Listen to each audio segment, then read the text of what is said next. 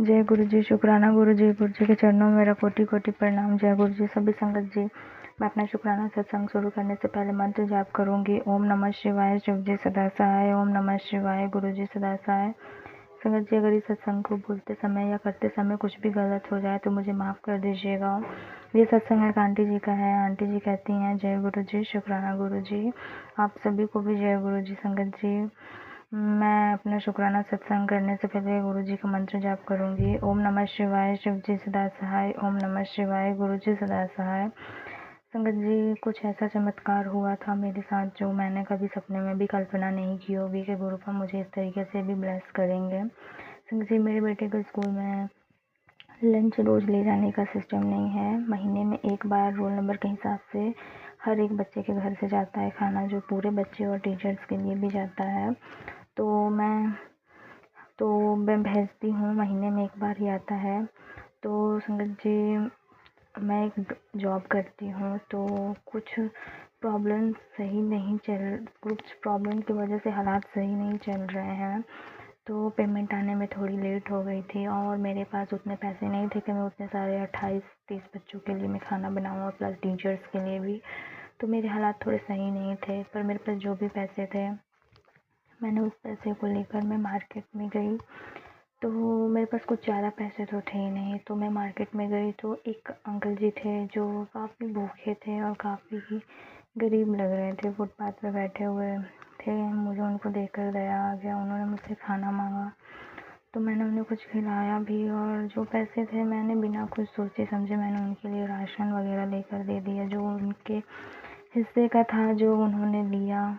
तो मेरे पास कुछ बचा ही नहीं कि मैं दोबारा कुछ भी बना करके स्कूल में भेज सकूं बच्चों के खाने के लिए। मेरा भी टाइम होते जा रहा था खाना बनाकर भेजने का, लेकिन मैं नहीं भेज पा रही थी। क्योंकि मेरे पास ना तो पैसे थे ना राशन था कि मैं उतने बच्चों का खाना बना पाऊँ। मैं मन ही मन गुरु जी से अरदास कर रही थी, गुरुपा आप देख लेना, आप संभाल लेना, क्योंकि मैंने कुछ गलत नहीं किया है। मेरी लाज अब आप ही रख लेना गुरुपा। मेरे बच्चा भूखा रहेगा तो फिर भी चल जाएगा, लेकिन गुरुपा मेरी वजह से इन सारे बच्चों को भूखे रहना पड़ेगा गुरुपा। उसकी वजह से तो मैं तो कभी अपने आप को माफ़ ही नहीं कर पाऊँगी। मेरे हालात इतने अच्छे नहीं हैं गुरु जी महाराज। आपने हर बार संभाला है, इस बार भी संभाल लेना। मैंने यही अरदास करते हुए गुरुपा का सिमरन किया अपने मन में। लेकिन कुछ घंटों के बाद जब कॉल आया मेरे पास स्कूल के से बच्चों को, तो मुझे लगा कि शायद खाने के लिए कॉल आ रहा होगा। मैं बहुत टेंशन में आ गई।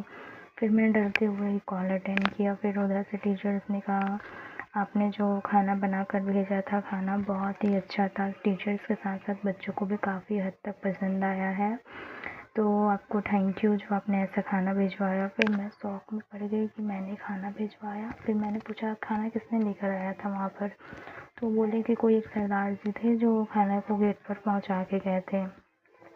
क्योंकि टर्न आपकी थी तो मुझे लगा आप ही ने भिजवाया होगा। तो फिर मैंने ऐसा कुछ नहीं कहा उनसे, मैंने कहा जी ठीक है।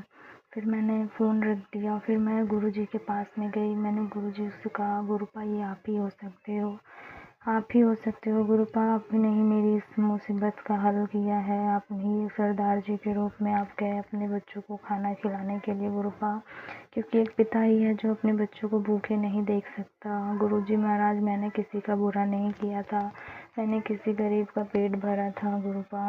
आपने भी उन बच्चों का पेट भर दिया, इसीलिए आपका बहुत बहुत शुक्राना मेरे प्यारे गुरुजी महाराज। बहुत बहुत शुक्राना।